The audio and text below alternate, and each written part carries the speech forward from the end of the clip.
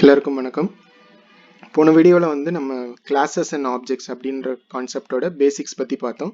எப்படி வந்து நம்ம ஒரு கிளாஸ் எழுதுறது, அதை யூஸ் பண்ணி எப்படி நம்ம ஒரு ஆப்ஜெக்டை கிரியேட் பண்ணுறது, அந்த ஆப்ஜெக்டை வந்து நம்ம எப்படி யூஸ் பண்ணி பிரிண்ட்லாம் பண்ணலாம் அப்படிங்கிறத பற்றி பார்த்தோம்.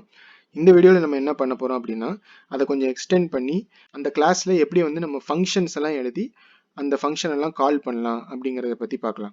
இப்போ போன எக்ஸாம்பிளில் பார்த்தீங்கன்னா நம்ம இந்த கிளாஸ் எழுதியிருந்தோம் இல்லையா, நம்ம அந்த கிளாஸில் ஜஸ்ட் வந்து இந்த init அப்படின்ற ஃபங்க்ஷன் மட்டும்தான் எழுதியிருந்தோம்.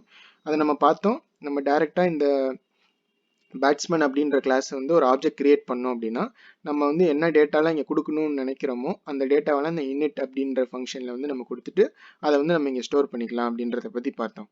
ஆனால் அது மட்டும் நம்ம வந்து கிளாஸில் பண்ண முடியாமல் நம்மளுக்கு எக்ஸ்ட்ராவாக நம்ம ஃபங்க்ஷன்ஸ் எல்லாம் நம்ம யூஸ் பண்ணுற மாதிரி பைத்தானில் ஆப்ஷன் கொடுத்துருக்காங்க. அதை பற்றி தான் நம்ம இந்த வீடியோவில் பார்க்க போகிறோம். இப்போ போன எக்ஸாம்பிளில் பார்த்தீங்க, நம்ம வந்து இந்த ஆப்ஜெக்டை கிரியேட் பண்ணிவிட்டு நம்ம வந்து பிரிண்ட் பண்ணிடணும் இல்லையா, அந்த ஆப்ஜெக்டில் இருக்க ஐபிஎலோட டீம் என்ன அப்படின்றத கேட்டோம். அதே மாதிரியே நம்ம எதிர்பார்த்த மாதிரி அந்த ஐபிஎல் டீம்லாம் கரெக்டாக பிரிண்ட் ஆனிச்சு. ஆனால் இப்போ நம்ம வந்து என்ன பண்ணலாம்னா, டேரெக்டாக இதே கிளாஸில் வந்துட்டு நம்ம இன்னொரு ஃபங்க்ஷன் எழுதி எப்படி பிரிண்ட் பண்ணணும் அப்படின்னு நினைக்கிறோமோ அதை வந்து இங்கேயே கொடுத்துட்டு அதை வந்து நம்ம அந்த மெயின் ஃபங்க்ஷனில் யூஸ் பண்ணலாம். இப்போ உதாரணத்துக்கு பார்த்தீங்கன்னா நான் வந்து ஒரு ஃபங்க்ஷன் எழுதிக்கிறேன், டெஃப் print underscore data அப்படின்னு நான் கொடுத்துக்கிறேன்னு வச்சுக்கோங்க.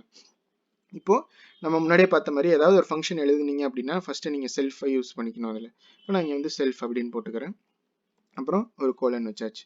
இப்போ இந்த ஃபங்க்ஷனில் வந்து நீங்கள் என்ன பண்ணணும் அப்படின்னு நினைக்கிறீங்கன்னா, இந்த கிளாஸோட டேட்டாவெல்லாம் ப்ராப்பராக நீங்கள் பிரிண்ட் பண்ணணும் அப்படின்னு நீங்கள் நினைக்கிறீங்க. அதை வந்து நீங்கள் ஒரு ஆப்ஜெக்ட் கிரியேட் பண்ணதுக்கப்புறம் இந்த கிளாஸில் இருக்க இந்த பிரிண்ட் டேட்டாவை கால் பண்ணிங்கன்னா கரெக்டாக அந்த டேட்டாவோட வேல்யூலாம் உங்களுக்கு பிரிண்ட் ஆகி காமிக்கணும். அது அந்த மாதிரி நம்ம வந்து இப்போ பிரிண்ட் ஸ்டேட்மெண்ட் எழுத போகிறோம். இப்போ நம்ம பார்க்குறோம் நம்மளுக்கு 3 டேட்டா இருக்குது, name, age and IPL team இருக்குது. இப்போ அந்த 3ஐயும் நம்ம வந்து பிரிண்ட் பண்ணலாம். முதல்ல நேம் இல்லையா, அதனால் நான் பிரிண்ட் அப்படின்னு கொடுத்து நேம் அப்படின்னு நான் கொடுத்துட்டு ப்ளஸ் செல்ஃப் டாட் நேம் அப்படின்னு நான் கொடுக்குறேன். பார்த்தீங்கன்னா நம்ம செல்ஃப் டாட் நேமில் தான் வந்து அந்த நேமை ஸ்டோர் பண்ணியிருக்கோம் இல்லையா, அதனால் இந்த செல்ஃப் அப்படின்னு நம்ம பாஸ் பண்ணியிருக்கிறதுல நேம் அப்படின்ற வேல்யூவை நம்ம யூஸ் பண்ணிக்கலாம். அதே மாதிரி தான் நம்ம எந்த ஃபங்க்ஷன் எழுதுனாலும் அந்த டேட்டாவெல்லாம் நீங்கள் வந்து இந்த செல்ஃப் மூலியமாக நீங்கள் யூஸ் பண்ணணும். இப்போ நம்ம நேமை வந்து பிரிண்ட் பண்ணிட்டோம். அதே மாதிரியே அடுத்து நம்ம ஏஜையும் பிரிண்ட் பண்ணலாம். ஏஜ் கொடுத்துட்டு செல்ஃப் டாட் ஏஜ் அப்படின்னு கொடுக்கலாம். அதுக்கடுத்து ஐபிஎல் டீமையும் நம்ம வந்து பிரிண்ட் பண்ணலாம். ஐபிஎல் டீம் அப்படின்னு போட்டுட்டு self dot IPL underscore team அப்படின்னு நான் கொடுத்துக்கிறேன். இப்போ இது வந்து தனியாக ஒரு ஃபங்க்ஷன் நம்ம கிரியேட் பண்ணியிருக்கோம். இப்போ நீங்கள் இதை வந்து யூஸ் பண்ணலாம், அந்த மெயின் ஃபங்க்ஷன் மூலயமா இதை வந்து நீங்கள் யூஸ் பண்ணலாம். இப்போ பார்க்குறீங்க ஏற்கனவே நம்ம கிளாஸ் எல்லாம் இம்போர்ட் பண்ணிட்டோம். இப்போ நம்ம வந்து இந்த கிளாஸில் வந்து டைரெக்டாக பேட்ஸ்மேன் அப்படின்னு போட்டு ஒரு ஃபங்க்ஷன் மாதிரி எழுதணும் அப்படின்னா அந்த init ஃபங்க்ஷன் வந்து கால் ஆச்சு இல்லையா. இப்போ நம்ம இந்த பிரிண்ட் டேட்டாவை கால் பண்ணணும் அப்படின்னு நினச்சோன்னா அதுக்கு என்ன பண்ணலாம்னா, இந்த ஆப்ஜெக்டை கிரியேட் பண்ணதுக்கப்புறம் அந்த ஆப்ஜெக்ட் டாட் அந்த டேட்டாவுக்கு பதிலாக நீங்கள் அந்த ஃபங்க்ஷன் நேமை கொடுக்கலாம்.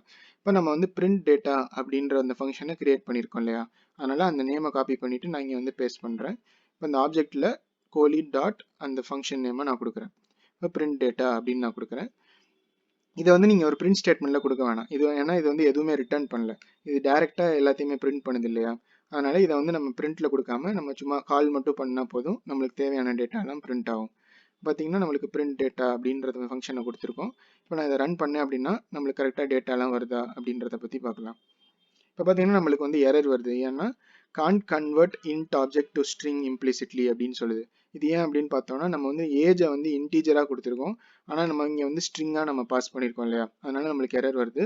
அதனால என்ன பண்ணலாம்னா இந்த இன்டீஜரை வந்து நம்ம ஸ்ட்ரிங்காக மாற்றிட்டு பிரிண்ட் பண்ண சொல்லலாம். இப்போ பார்த்தீங்கன்னா நம்ம அந்த இன்டீஜரை வந்து ஸ்ட்ரிங்காக மாற்ற சொல்லியிருக்கோம், அதனால இப்போ வந்து நம்மளுக்கு அவுட்புட் வருது. இப்போ பார்த்தோம்னா நம்மளுக்கு கரெக்டாக அவுட்புட் வருது. என்னன்னா நம்ம வந்து விராட் கோலி 32 RCB அப்படின்னு டேட்டா கிரியேட் பண்ணி அந்த டேட்டாவை வந்து பிரிண்ட் பண்ண சொல்லியிருக்கோம். ஆனால் நம்ம வந்து பிரிண்ட் பண்ணல இல்லையா, நம்ம என்ன சொல்லியிருக்கோம்னா அந்த கிளாஸில் இருக்க ஃபங்க்ஷன் மூலியமாகவே நம்ம வந்து பிரிண்ட் பண்ணியிருக்கோம். அதாவது அந்த ஆப்ஜெக்ட் கிரியேட் பண்ணோன்னே அந்த ஆப்ஜெக்டில் இருக்க இந்த ஃபங்க்ஷனை கால் பண்ணியிருக்கோம், டாட் பிரிண்ட் டேட்டா அப்படின்னு நம்ம கொடுத்துருக்கோம்.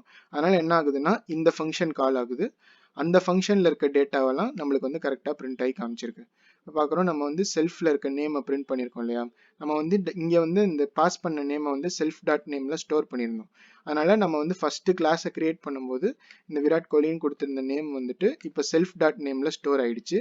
அதனால் அதுக்கப்புறம் நம்ம பிரிண்ட் டேட்டாவை கால் பண்ணோன்னே செல்ஃப் டாட் நேமை பிரிண்ட் பண்ணும்போது நம்மளுக்கு வந்து கரெக்டாக விராட் கோலி அப்படின்றது வந்து பிரிண்ட் ஆகி காமிக்குது.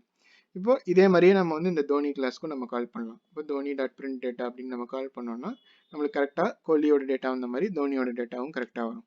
பார்த்தீங்கன்னா name Mahendra Singh Dhoni, age 39, IPL team CSK அப்படின்னு வருது. அவ்வளோதான் வந்து நம்ம இந்த வீடியோவில் பார்க்க வேண்டியது. ஜஸ்ட் வந்து நீங்கள் ஒரு கிளாஸில் எப்படி வந்து எக்ஸ்ட்ராவாக ஒரு ஃபங்க்ஷன் எழுதி அந்த ஃபங்க்ஷன் எல்லாம் வந்து எப்படி நீங்கள் ஒரு ஆப்ஜெக்ட் மூலியமாக யூஸ் பண்ணுறது அப்படிங்கிறத பற்றி இந்த வீடியோவில் பார்த்தோம். இந்த வீடியோவில் ஏதாவது உங்களுக்கு சந்தேகம் இருந்துச்சுன்னா கண்டிப்பாக கமெண்ட்டில் கேளுங்க, உங்களுக்கு நான் ஆன்சர் பண்ணுறேன். வீடியோ உங்களுக்கு பயனுள்ளதாக இருந்துச்சுன்னா மறக்காமல் லைக் பண்ணிக்கோங்க, சேனலுக்கும் சப்ஸ்கிரைப் பண்ணிக்கோங்க. இதே மாதிரி ஒரு புது கான்செப்டோட நெக்ஸ்ட் வீடியோவில் நம்ம பார்க்குறேன். பை.